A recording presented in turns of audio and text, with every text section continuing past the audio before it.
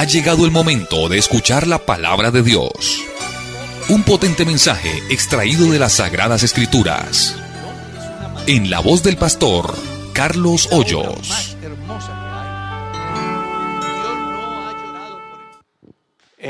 Vamos entonces a meditar en la palabra de Dios. Carta a los Efesios, capítulo 2. Amén. Vamos a leer Carta a los Efesios, capítulo 2. Vamos a leer los primeros 3 versículos. ¿Ya encontraron? Espero que cada hermano allá en su casa haya encontrado este importante pasaje. Efesios, mientras usted encuentra, les recuerdo que una parte de los deberes cristianos son la ofrenda, pero hay otra parte que no se menciona. Bueno, usted sabe de qué se trata y sabe a dónde debe de hacer llegar esos deberes cristianos, para que así se pueda seguir cumpliendo con la misión que Dios nos ha encomendado. ¿Ya encontraron? Leamos. Capítulo 2, verso 1 al 3. Y Él os dio vida a vosotros cuando estabais muertos en vuestros delitos y pecados, en los cuales anduvisteis en otro tiempo, siguiendo la corriente de este mundo, conforme al príncipe de la potestad del aire, el espíritu que ahora opera en los hijos de desobediencia, entre los cuales también todos nosotros vivimos en otro tiempo en los deseos de nuestra carne, haciendo la voluntad de la carne y de los pensamientos, y éramos por naturaleza hijos de ira, lo mismo que los demás. ¿Pueden sentarse, sean tan amables? Vamos a titular esta enseñanza: lo que éramos, lo que somos y lo que seremos. Es decir, reuniendo pasado, presente y futuro. Y cuando hablo de futuro, pues quiero hacer la salvedad que los únicos que tienen futuro son los hijos de Dios. El mundo sin Dios no tiene futuro, pero los hijos de Dios sí tenemos futuro. Habrá un mañana mejor para los hijos de Dios. Gloria a Dios. Y es muy importante detenerse uno en esta hora a pensar quiénes éramos, cómo vivíamos. Pablo, el apóstol, dice cómo era la vida de los cristianos antes de conocer a Cristo. Él dice que Él nos dio vida cuando estábamos, ¿qué? Muertos en nuestros delitos y pecados. Es decir, nuestro ayer era una tragedia. Estábamos, ¿qué? Muertos. ¿En qué aspecto? En nuestros delitos y pecados. La gente piensa que vivir la vida es hacer todo lo que se le viene a la cabeza. Y resulta de que cuando las personas hacen todo lo que quieren, al margen de lo que Dios enseña, eso simplemente lo que está reflejando es el alto grado de descomposición que hay en la sociedad. ¿Ya? Si uno mira la sociedad, descubre que no hay respeto por nada, ni por nadie. Todo el mundo quiere salirse con la suya, independientemente del daño que haga al otro. Se vive un mundo lleno de desorden, claro, refleja la descomposición que afecta a la sociedad. En esa condición estábamos nosotros, muertos en delitos y pecados. Éramos esclavos del mal.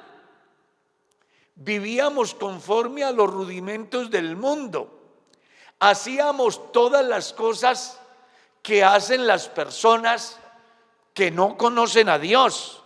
El escritor dice en el verso 2, en los cuales anduvisteis en otro tiempo, siguiendo la corriente de este mundo, conforme al príncipe de la potestad del aire, el espíritu que ahora opera en los hijos de desobediencia. Así que cuando uno mira el mundo de hoy y hace una comparación, tendrá sin duda alguna que llegar a una conclusión, y es cuán grande obra ha hecho Dios con los cristianos. Porque no éramos diferentes. Seguramente que muchos de los que hoy están participando de la escuela dominical en todas las congregaciones en el mundo, ayer tiraban piedra, es decir, antes de conocer a Dios, antes de entender la misericordia de Dios. Ayer ejercían la violencia, ayer practicábamos toda clase de pecado. Esa era nuestra ley natural, así vivíamos, era nuestra condición. Ese fue nuestro ayer. Me llama mucho la atención lo que el apóstol sigue diciendo, entre las cuales también todos nosotros vivimos en otro tiempo en los deseos de nuestra carne, haciendo la voluntad de la carne y de los pensamientos, y éramos por naturaleza ¿qué? Hijos de desobediencia, lo mismo que los demás.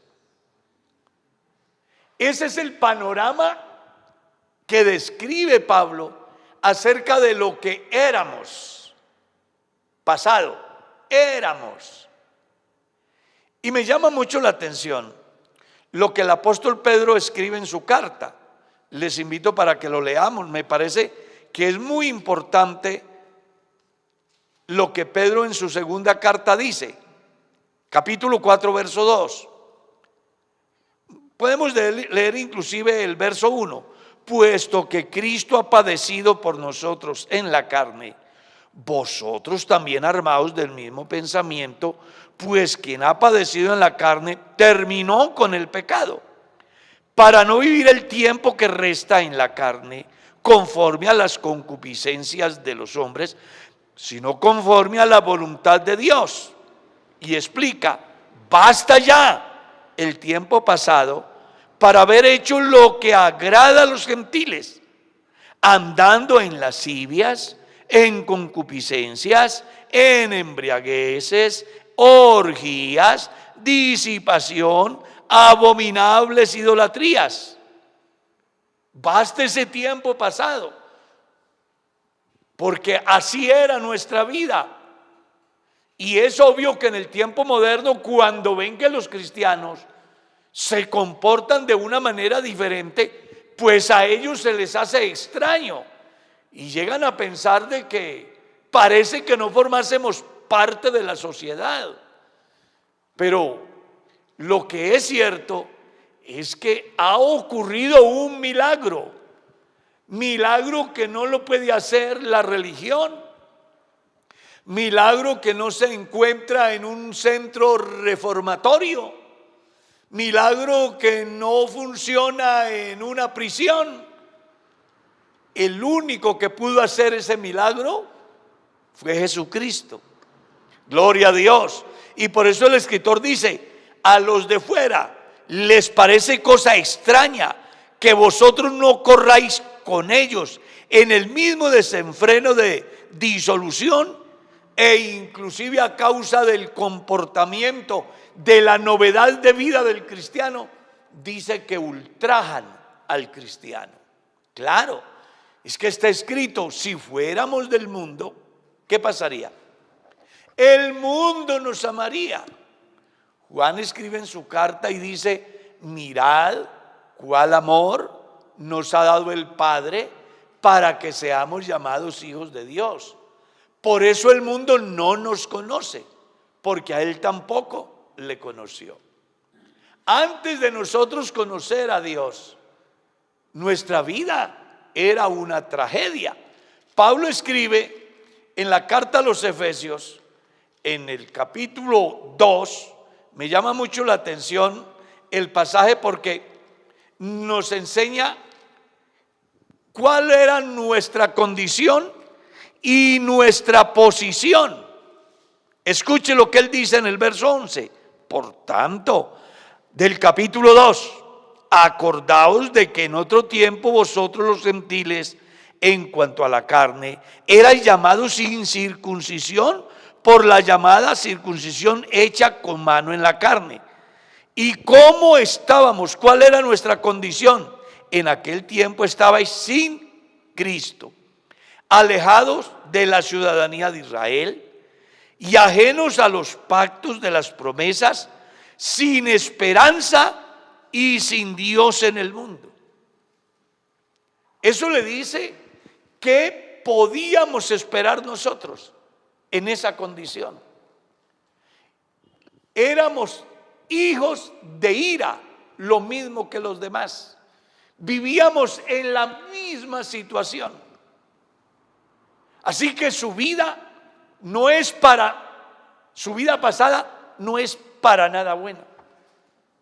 ¿Cómo será que Dios a través del profeta Isaías le hace saber al pueblo de Israel y hoy a nosotros: no os acordéis de las cosas pasadas, ni traigáis a memoria ¿qué? Las cosas antiguas? Porque si miramos el pasado, pues solo fue dolor, solo fue tristeza, solo fue fracaso, solo fue decepción. Se buscaba un alivio a los problemas emocionales, espirituales, a los problemas del alma en lugares totalmente equivocados.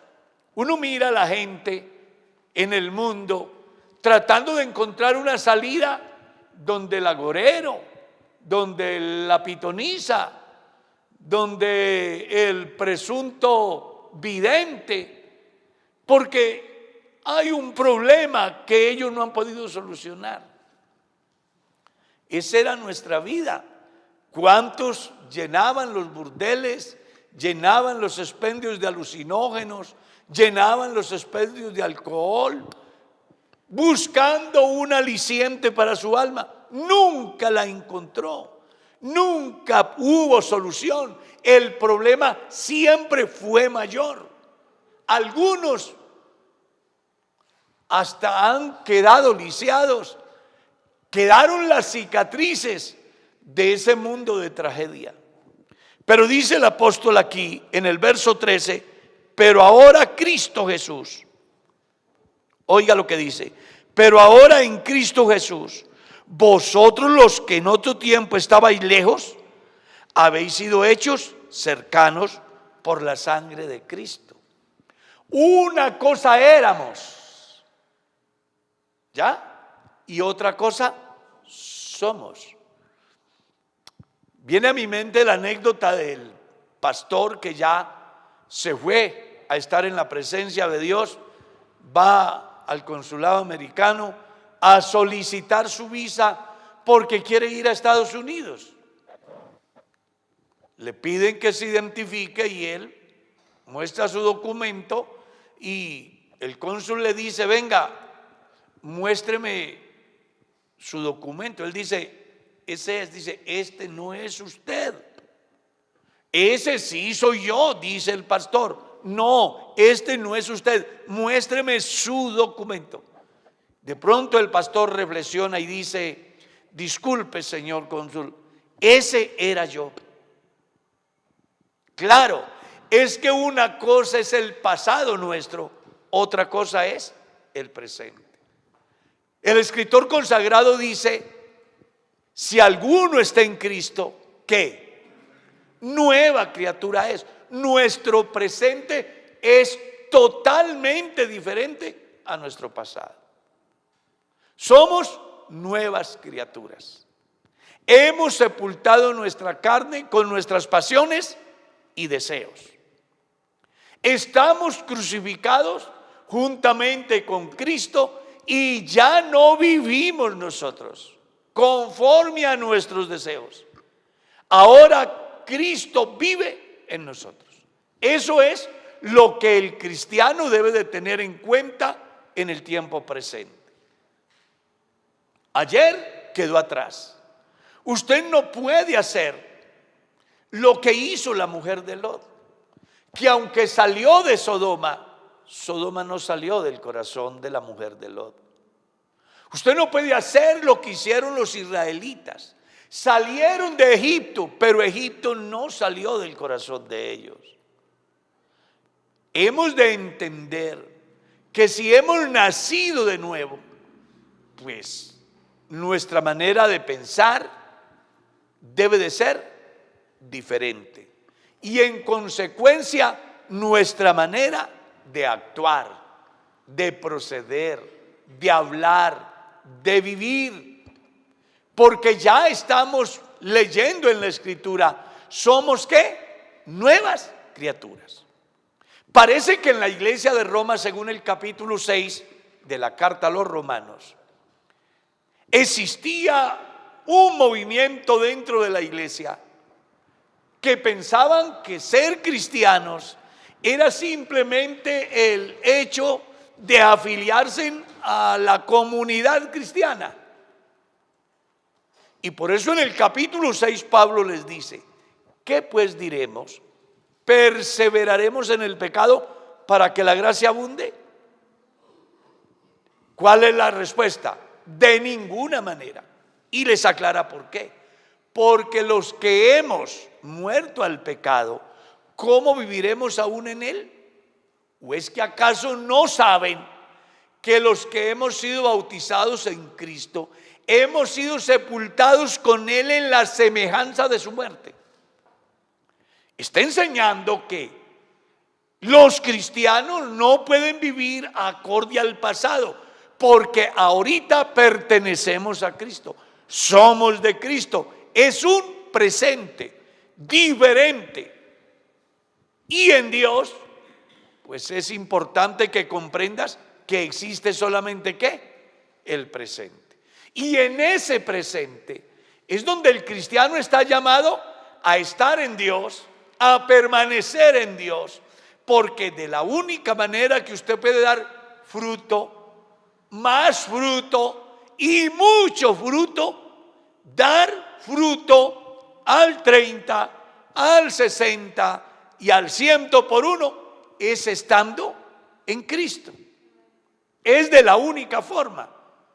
No piense que usted se va a salvar diciendo que pertenece a la Iglesia Pentecostal Unida de Colombia. Eso no lo va a salvar a usted. A usted lo va a salvar su presente en Dios. Oh, gloria a Jesús. A Él sea la gloria. Su presente en Jesús. Si a mí me preguntaran ¿cuánto debo de ser fiel a Dios? Yo le diría ya. Porque ayer, un minuto atrás, 30 segundos atrás, 10 segundos, un segundo atrás, ya no existe. Es ahora, es en este instante donde usted debe de comprender que está en Cristo y que como tal debe de dar los frutos para los cuales Dios lo ha puesto en su viña, lo ha puesto en su cuerpo, le ha dado su nombre, le ha dado su gracia, le ha vestido con vestiduras de salvación, le ha hecho salvo, le ha dado su Espíritu Santo. Usted y yo debemos de entender que hoy debe de ser diferente nuestra vida a lo que fue ayer. Preocupante cuando uno encuentra cristianos que hacen añoranzas del pasado, cuando iba, cuando tenía, cuando practicaba, cuando hacía, vive en un pasado. ¿Para qué? Si el pasado bueno, regular o malo ya no existe. Así que ahora estamos conscientes, o debemos de estar conscientes, que estamos en Cristo y que como tal debemos conducirnos en la casa de Dios. A mí me encanta lo que Juan en el capítulo 15 escribe: yo soy la vid, vosotros los pámpanos. Y así como un pámpano no puede dar el resultado para el cual es puesto si no está en la vid, así el cristiano no podrá dar los frutos dignos de un verdadero cristiano si no está en Cristo. ¿Cuáles son los frutos que usted da? Da los frutos de ese cultivo del pasado donde el común denominador era la desobediencia, era estar ajeno a los favores y a las misericordias de Dios, era satisfacer tus propios deseos. Esos frutos de ayer son los que estás dando hoy, pues entonces no estás en Cristo, no eres salvo, no tienes arte ni parte en el asunto eterno de Dios. Porque si hemos nacido de nuevo, si hemos nacido del agua y del Espíritu, si estamos en Cristo, lo normal es que seamos unas nuevas criaturas, con un pensamiento, con un proyecto de vida, con un léxico totalmente diferente al que antes teníamos. Gloria a Dios, a Él sea la gloria. Y por eso es que el apóstol, haciendo alusión al presente del cristiano: pero ahora en Cristo Jesús, vosotros que en otro tiempo estabais lejos, habéis sido hechos cercanos por la sangre de Cristo. Estábamos lejos, sin Dios, sin esperanza en el mundo. Bendito sea Dios.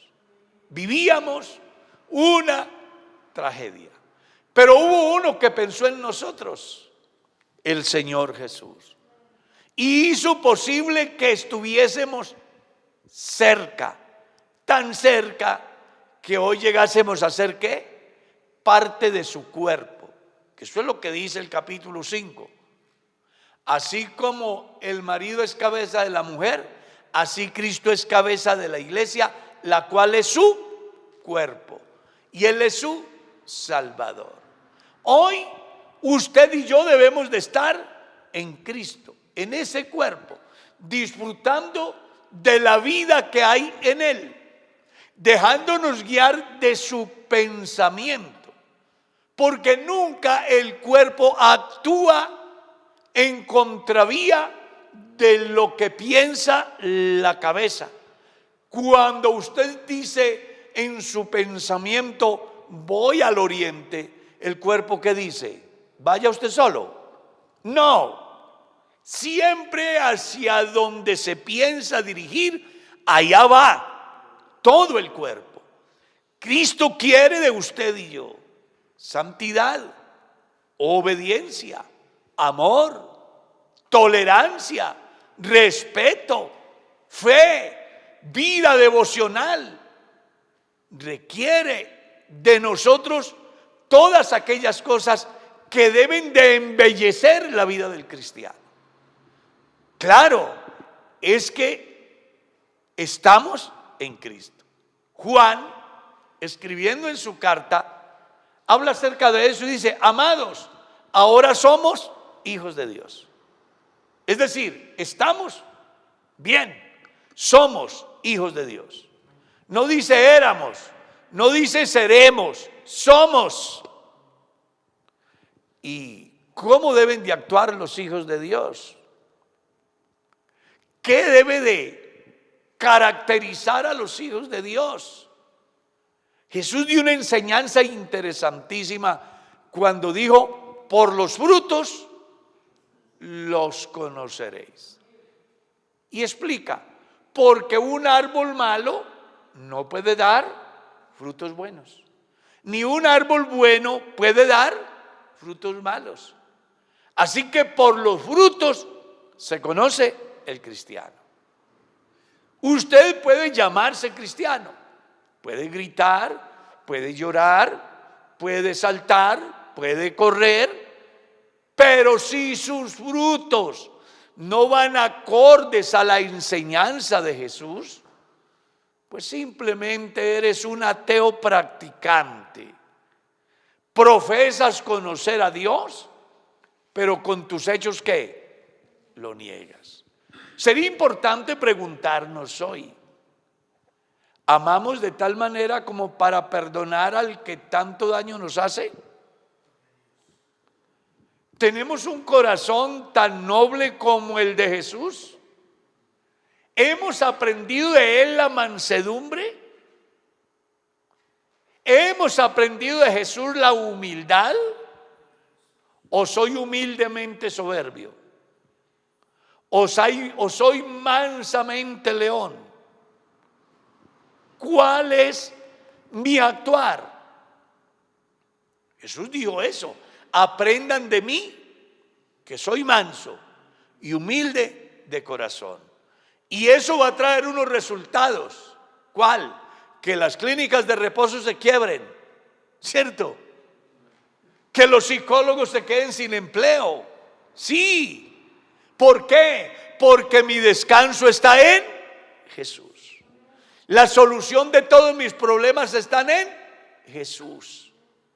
Si el mundo entero alcanzara a entender el privilegio de ser cristiano, se acabarían las prisiones, los juzgados, la policía, el ejército. Todo eso se acabaría, porque esas instituciones surgen a causa de la transgresión del hombre. Pero ¿qué problema tiene el Estado con un verdadero cristiano?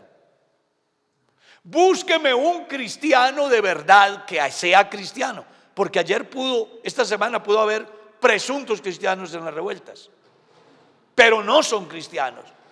Yo se lo garantizo que no son, y además Dios dice que no son, porque quien se involucra en esas cosas realmente no es cristiano. Un verdadero cristiano, dígame qué dificultad le ofreció o le presentó al Estado, o en qué parte se vio afectado el cristiano. No. Mientras la gente pelea, se mata, asaltan, roban, el cristiano dice: Dios es bueno, Dios nos ha guardado, Dios ha provisto, Dios nos ha ayudado, nos ha llenado de paz. Por eso era que Pablo decía: en Cristo estáis completos. Un verdadero cristiano es una persona que le aporta a la sociedad, que contribuye con la paz, que hace que el mundo hasta hoy esté, porque de no ser por la iglesia, esto ya no estuviera. La iglesia es una esperanza para el mundo, porque mientras la iglesia está en la tierra, el Espíritu Santo sigue obrando. Alabado sea el nombre del Señor. El Espíritu de Dios sigue obrando. Pero el día que la iglesia se vaya, el caos va a ser total, porque el mundo va a quedar sin control. El mundo va a quedar en manos del maligno. Claro, es que no tienen a Cristo. Pero cuando uno tiene a Cristo, es diferente. El presente es diferente. Yo me pongo a mirar la historia de mi vida, la historia de mi familia, cómo vivían antes y cómo viven hoy. Aclaro, los que son cristianos. Y uno ve una diferencia enorme. Yo recuerdo que tengo un familiar que antes de conocer a Cristo abría su cantina y los ignorantes llegaban a dejar hasta el último centavo, y cuando ya no tenían nada le decían: fíeme la otra y fíeme la otra, y entonces se iba endeudado, al domingo regresaba a pagar y a seguir en la misma. Y recuerdo que cuando entendí el evangelio, él dijo: ¿y ahora qué voy a hacer? Si yo vivía del alcohol, si yo vivía de la venta de la cerveza, de la venta del cigarrillo, ¿de qué voy a vivir de aquí para adelante? Pero oh sorpresa, mientras estuvo en esas, no pasó del diario. Pero después de que Jesucristo lo transformó, le dio propiedades, le hizo que tuviera lo necesario y más que lo necesario. Porque hay algo claro: cuando uno pasa de la potestad de las tinieblas al reino de Dios, la vida es diferente. Dios hace cosas nuevas. Y ojalá que cada cristiano comprenda quién es hoy. Y ese de quién soy hoy es el que debe de llevarlo a actuar de una manera diferente. Es decir, ya no puedo decir mentiras, ya no puedo odiar a nadie, ya no puedo pensar en hacerle mal a nadie, no puedo pensar en gozarme del dolor del otro, ya no puedo pensar que me pertenezco a mí mismo, como suele suceder en el tiempo moderno con algunos cristianos que dicen: a mí nadie tiene que controlarme, yo hago lo que quiera, en la iglesia me quieren someter. Ya no va a poder pensar así, porque usted no se pertenece a sí mismo. Hubo uno que lo compró, se llama Jesucristo, y ya usted no puede seguir pensando que puede vivir como vivía antes, porque estamos diciendo: somos cristianos. ¿Cuál es mi identidad cristiana? ¿Me dejo llevar por los deseos de mi carne? ¿Por los deseos de mis ojos? ¿Por la vanagloria de la vida? ¿Me dejo llevar por lo que la gente dice? ¿Por las presiones sociales? ¿Me dejo llevar por la presión de los medios para actuar sin medir consecuencias? ¿O me dejo guiar por el Espíritu Santo? ¿Qué clase de cristiano soy? Recuerda, una cosa éramos, otra cosa somos. Y lo que es cierto es que hoy somos hijos de Dios. Y como hijos de Dios debemos de comportarnos en la empresa, en la plaza de mercado, en el colegio, en la universidad, en la oficina, donde estemos. Estamos llamados a marcar la diferencia. Alaben el nombre de Cristo. A mí me llama mucho la atención lo que el apóstol dice aquí, porque Cristo es nuestra paz.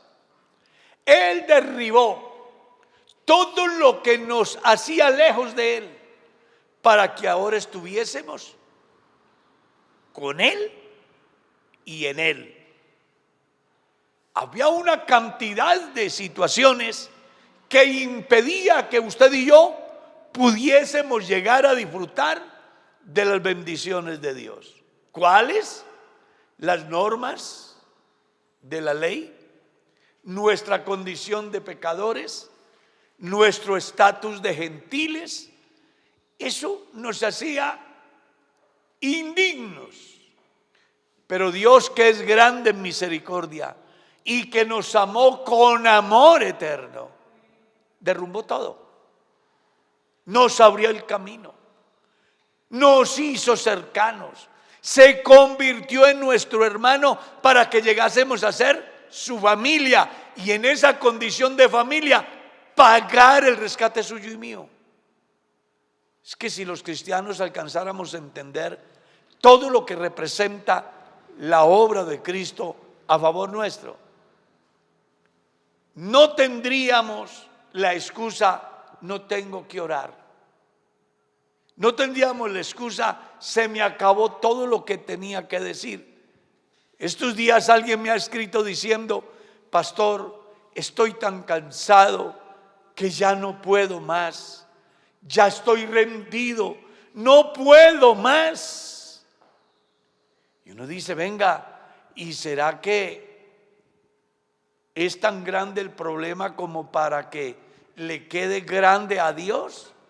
¿Es tan grande la dificultad como para verla más grande que el que fue hasta el Calvario, al sepulcro y resucitó al tercer día? Si usted está en Cristo, no diga cuán grande es mi problema, cuán grande es mi enfermedad, cuán grande es el gigante. Más bien diga cuán grande es Él, cuán grande es Dios, que sacó a la vida la luz y la inmortalidad por el poder del Evangelio. Es que somos cristianos. Cuando uno es cristiano, uno está dispuesto a pagar el precio que sea. Contemple lo que menciona el libro de Daniel, capítulo 1. Van unos muchachos cautivos de Babilonia, que aunque eran muchachos como habían otros en Babilonia, había una diferencia, y eran sus principios, sus valores, su fe. Ofertas importantes: sentarse a la mesa del rey, disfrutar de la comida real. ¿Quién no querrá? ¿Cuántos seres humanos no querrán estar ahí donde está el presidente almorzando? Por darse ahí el vistazo. Conocí el caso de una mujer que fue capaz de perder su hogar por pasar detrás de las actrices de televisión. Prefirió dejarse ver en la televisión que conservar su hogar, y perdió su hogar por eso, porque a la gente le gusta la apariencia. Ya, hombre, uno se pone a mirar aquí y llega a una conclusión: nosotros tenemos un privilegio mayor, porque estamos en Cristo, estamos con Cristo, lo tenemos todo. Usted verá si alaba a Dios allá donde está. Bendito sea el Señor. Pues mire lo que hace Daniel: renuncia a todo eso, pase lo que pase. Mire lo que hacen los tres muchachos que son llamados a adorar, a rendirle culto a una imagen que el rey había levantado. Y ellos dicen: no, es que por grande que sea la imagen y por poderoso que sea su imperio, nosotros tenemos uno más grande, más poderoso. Y dice la Biblia que se resistieron, y aunque lo lanzaron al horno de fuego, allá se metió Dios con ellos. Porque hay algo que debe de quedarle claro al cristiano: no en vano está escrito: cuando pases por las aguas, yo estaré contigo. Y si en los mares, dice, no vas a naufragar, ni la llama encendida va a arder en ti. Eso era lo que Dios le decía a su pueblo. ¿Y cómo lo vieron esos tres muchachos?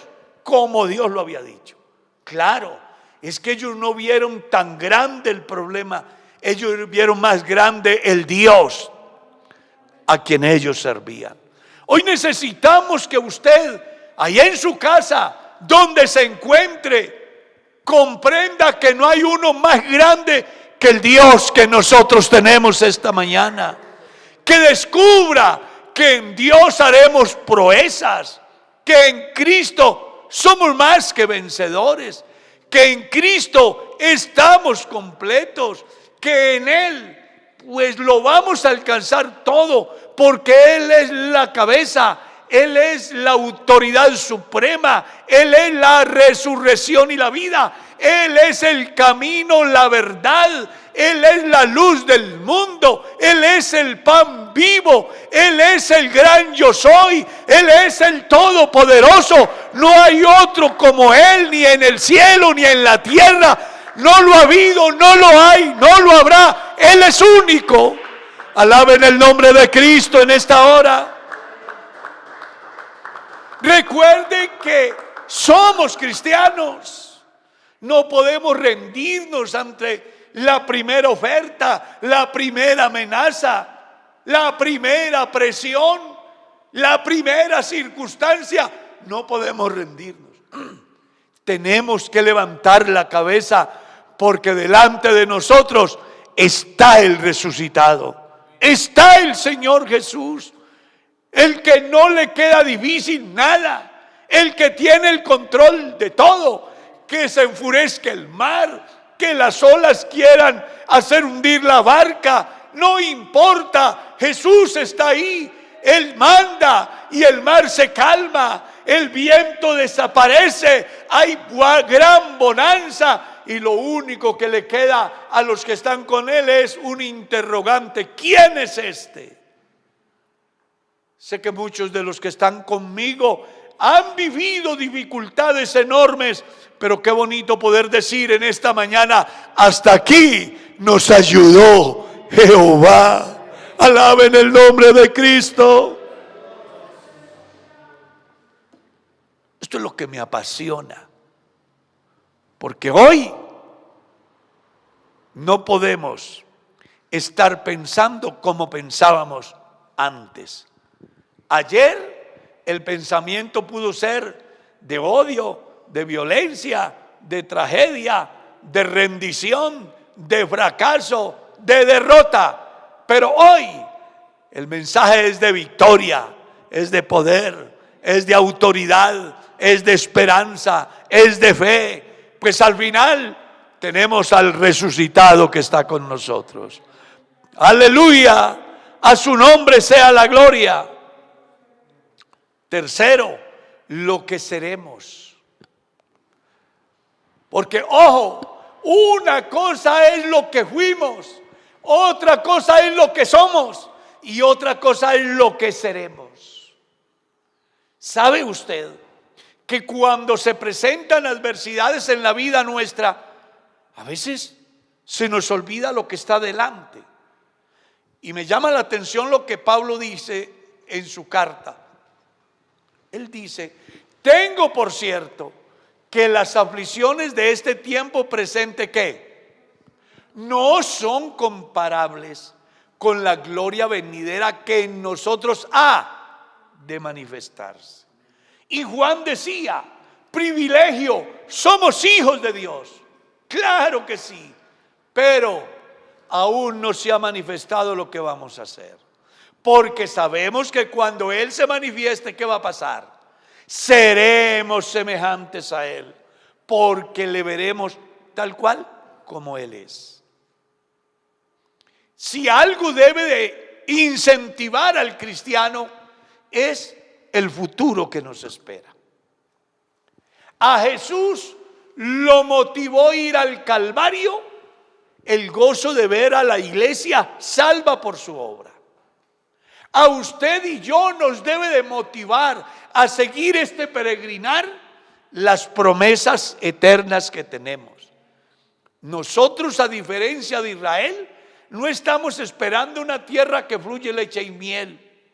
No estamos esperando un ejército fuerte que cuide nuestras fronteras o un ejecutivo que haga respetar el derecho de los viejos, las mujeres y los niños. Nosotros esperamos, según sus promesas, cielos nuevos y tierras nuevas donde obra la justicia de Dios. Eso es lo que esperamos.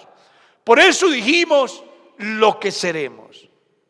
Yo, en mi caso personal, no estoy luchando aquí para tener un paraíso aquí como los testigos de Jehová. Yo no estoy luchando aquí para poseer un reino como el que se le prometió al pueblo de Israel. Yo estoy aquí porque espero cosas mayores que ojo no vio, ni oído yo, ni ha subido a corazón de hombre. Seremos semejantes a Él. Pablo, escribiendo en el capítulo 15 de la primera carta a los Corintios, hablando acerca del gran milagro de la resurrección, dice que Cristo ha resucitado, primicia de los que durmieron es hecho. Cristo el primero, luego los que son de Cristo en su venida, luego el fin. Y me encanta lo que sigue diciendo, porque así como trajimos pasado la imagen del terrenal Adán, en el futuro traeremos la imagen ¿de quién? Del celestial. Porque así como en Adán pasado todos mueren, en Cristo todos seremos vivificados. Y dice la Escritura de una manera milagrosa, ¿cómo? A la final trompeta, porque sonará la trompeta y esto mortal se vestirá de inmortalidad y esto corruptible de incorrupción. Oh, aleluya. Mostrando que vale la pena luchar, dar la batalla, pelear legítimamente, entender de que no estamos tras un premio que es efímero, que se envejece, que deja de ser. Vamos en pos de algo que es eterno, de algo que tiene sentido, de algo donde el ladrón y la polilla y el orín no podrán hacer daño. Yo estoy luchando aquí por algo eterno.